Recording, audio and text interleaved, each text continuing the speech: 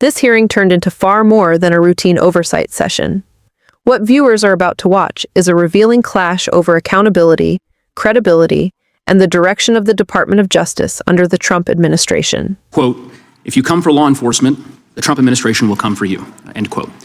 I want to show you just a brief video. It's about 30 seconds, and I'll ask you a couple questions about it. You guys are disgusting, man. Hey, you guys are disgusting. I'm former law enforcement. You're disgusting. You are the Nazi. You are the Gestapo. You can't see it. Because you're chasing your pension, right? Your pension. Your retirement, right? That's what runs your life, your retirement. The sad thing is they're not even going to get their pension because it's going to be worthless. Shame on you. Shame on you. Shame on you.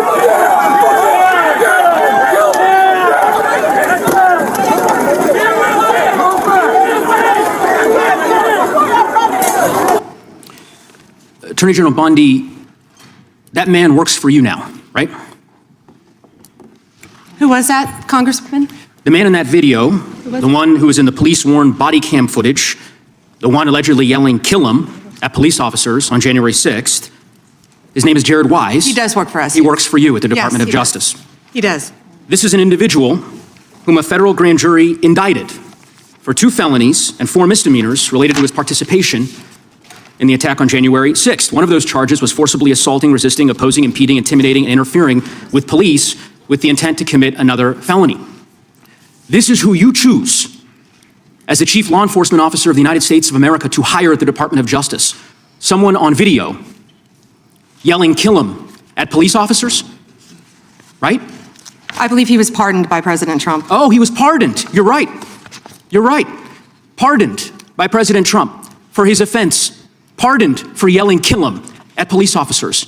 And yet you expect hardworking police officers across the country to believe that you take law enforcement seriously. You could imagine the reaction of so many folks across the country hearing the chief law enforcement officer of the United States refuse to even condemn what that individual whom you've now hired did. But in any event, let's talk a little bit about some of the other divisions within the Department of Justice and what's happened over the last year.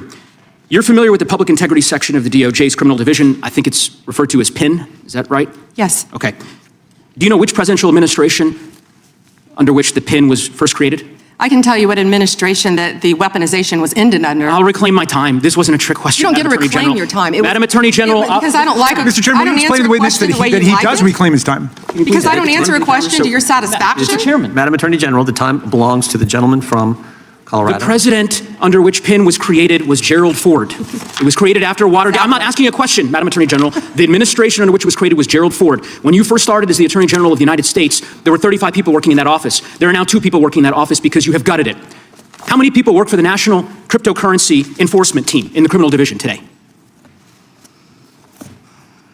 Can I answer the question about PIN? I've asked you a question. How many people work? You've asked me a question, but you don't How want many the people answer. work I'm not for the gonna answer your National questions the way you Cryptocurrency want. Enforcement Team?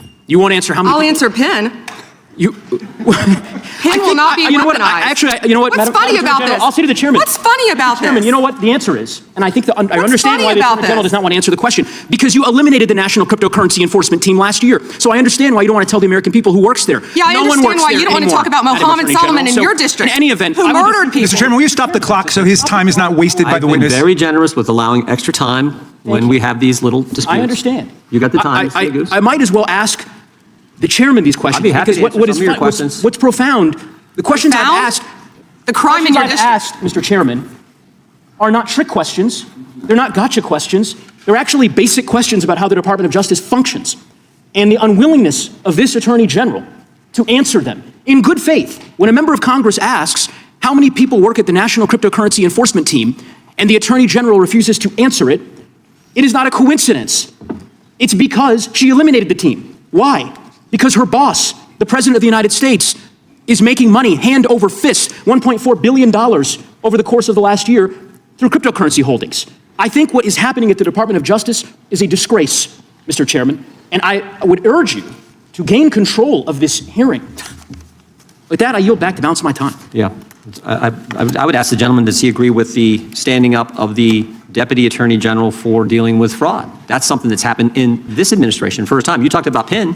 That happened with this Justice Department. We're talking about this committee. Mr. Chairman, had you answered the question, had the Attorney General answered the question in that way, perhaps this hearing would have some modicum of resembling something that has typically been fairly conventional. An oversight hearing in the Department of Justice. The gentleman's that is time not has expired. The gentlelady from Wyoming. Congressman Joe Neguse came prepared with a very specific argument that the Justice Department is sending contradictory messages about law enforcement, public integrity, and corruption investigations.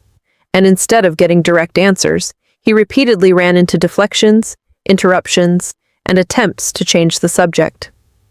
The exchange begins with one of the most politically explosive issues still hanging over Washington, January 6th.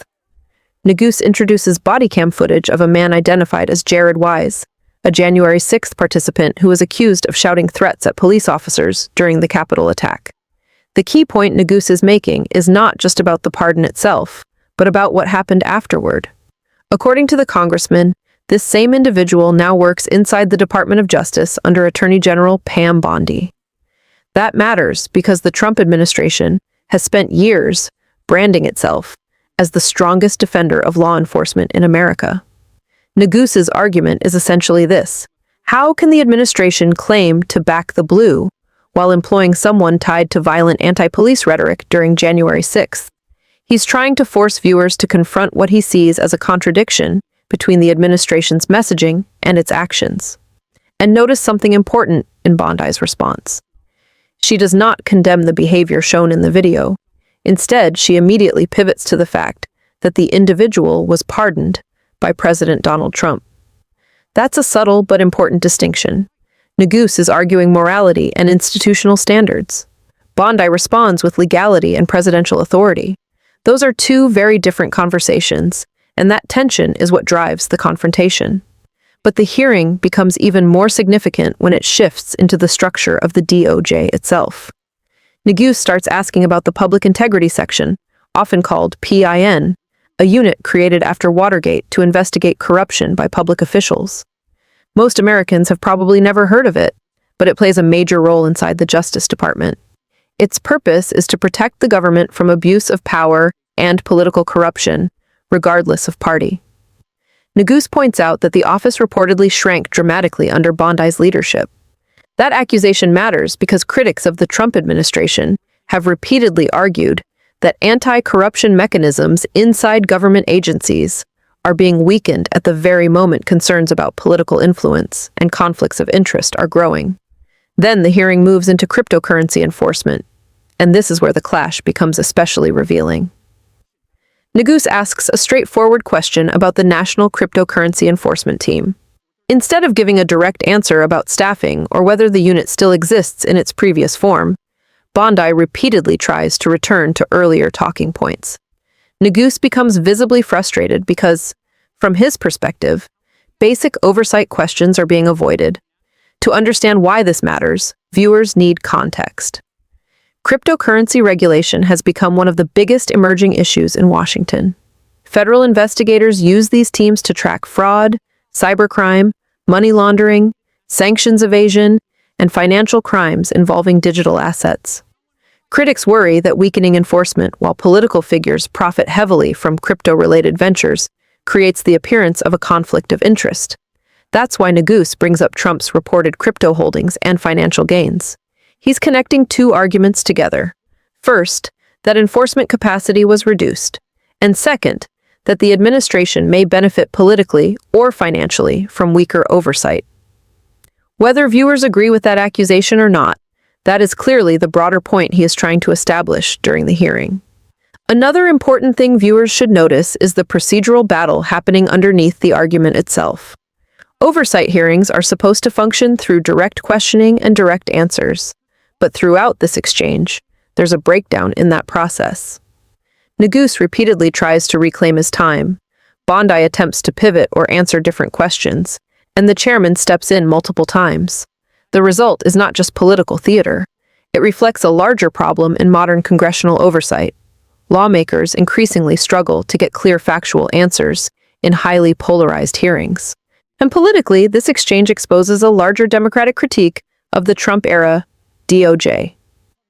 Democrats argue that the department is shifting away from independent institutional enforcement and toward political loyalty.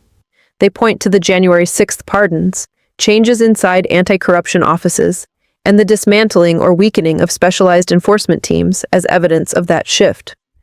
Republicans, on the other hand, argue the department was previously weaponized against conservatives and that reforms are necessary to restore balance. That's why this hearing matters beyond the shouting.